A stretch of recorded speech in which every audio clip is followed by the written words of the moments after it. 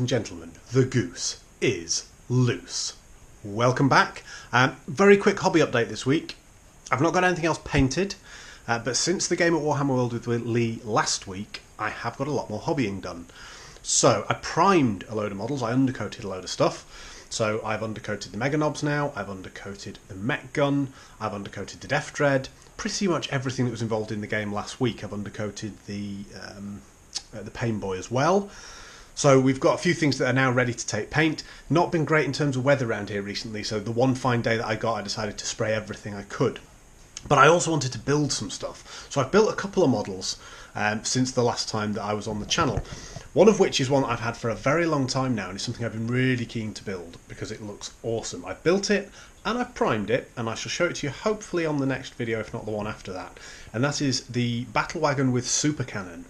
So it's an Orc Battle Wagon, the plastic Battle Wagon kit, which is fun to put together, but on top of it a big fat hunk of Forgeworld resin that fires an insane cannon blast from a ridiculous range. So that's going to be fun in the games. That's now sprayed silver and is awaiting some paint, and I'll show you in a minute. I've got 3 Grot crew with that I've just undercoated about 10 minutes ago, and they're looking really good as well. I did allude to the fact last time we were at Forgeworld, last time we were at Warhammer World, that I picked up some Forgeworld. Those of you who'd paid any attention to the video probably had a good guess at what it was. I know that Jellyfish has mentioned it on his channel, so I did buy a Forgeworld Orc kill tank, and I played around with how to put it together, and in the last week I've built it and I've literally just primed it. It's still sort of drying, but I'm going to show it to you. I built it with a burster cannon in the end.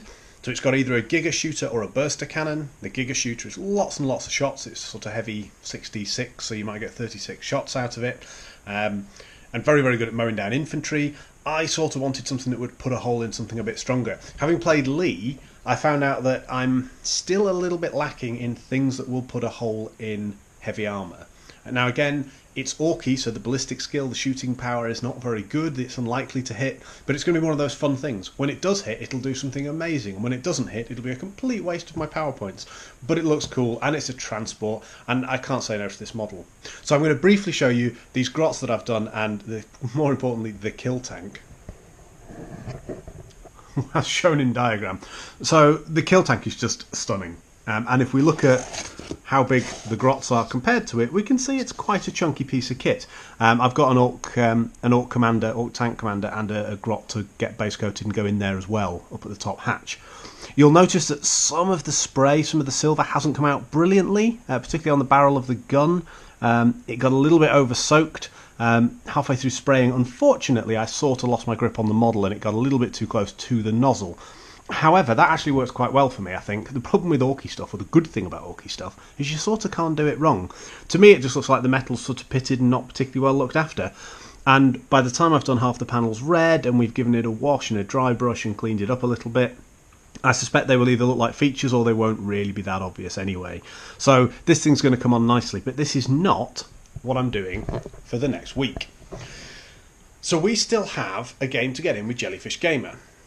A demo game which originally was going to be 25 power, and we sort of thought, well, it might go up and it might go up and it might go up, but although I've painted a lot of things and I've built a lot of things, I still haven't got anywhere close to 25 power painted, especially as my original 25 power list with the 2 trucks and the 2 lots of boys really isn't what I want to be running. So I've come up with a new list. 20 orc boys, no transports, so the 2 trucks we've painted a little bit of a waste of space as it is, but 2 trucks out the window, leaving us with just 20 boys and the war boss. And then to add to that, to take it up to technically 26 power, I'm going to put a Death Dread, because I love the model and I love how well it's done for me in the previous game, and the Pain Boy, because I think he really helps support those 20 orc boys and make them just a bit more survivable. Might really have helped me out in that game against Lee. So my challenge now is to finish 25 power. I've got 28 powers worth of 2 big Forgeworld vehicles sitting around. I've got bikers that are ready to be built. I've got Mega Knobs that I've now base coated and are ready to go. But what I'm doing between now and hopefully the next episode is to paint the Pain Boy and to paint the Death Dread. And that will give me a 25 power starting level. And at that point we can then go on to some of the bigger vehicles. So hopefully you'll stick with me through that. I've been talking to Jellyfish. We're hoping we might get our game in the next week. We're not really sure. We're trying to tie diaries up. If we don't, hopefully in the next fortnight at some point. But we'll come to that. We'll bring you that on both our channels. Stick with us and stay safe. Goose out.